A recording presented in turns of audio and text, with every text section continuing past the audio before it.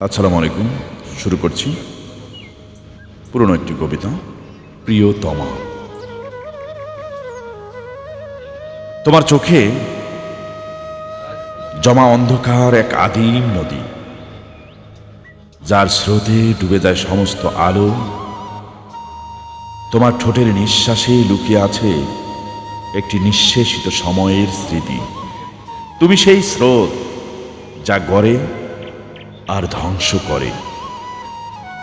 তোমার কণ্ঠে বাজে পৃথিবীর নিস্তব্ধ গীতি, যার প্রতিটি শব্দ ছায়া ফেলে বাস্তবের উপর।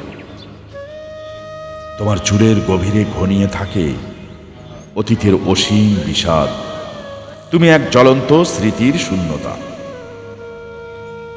তোমার হাতে লেগে থাকা এক অবিচ্ছিন্ন স্পর্শ, যা ছুঁয়ে যায় হৃদয়ের গোপন প্রান্ত। তোমার নামের প্রতিধ্বনি ভেঙে ফেলে সমস্ত চেনা ভাষার অর্থ। তুমি শুধুই অস্পষ্টতার এক ব্যাখ্যা। তোমার নীরবতার ভারে নুয়ে পড়ে আকাশ, যেখানে কোনো তারার আলো পৌঁছায় না। তোমার উপস্থিতি এক গভীর ক্ষত, যা থেকে ঝরে পড়ে সময়ের ছাই। তুমি আমার গভীরতর নীরবতার প্রতিচ্ছবি। তোমার অভাবে পৃথিবী হয় এক শূন্য পরিধি, যেখানে বেঁচে থাকার অর্থ ফুরিয়ে যায়। তোমার ছায়া এসে ঢেকে দেয় আমার সমস্ত অস্তিত্ব।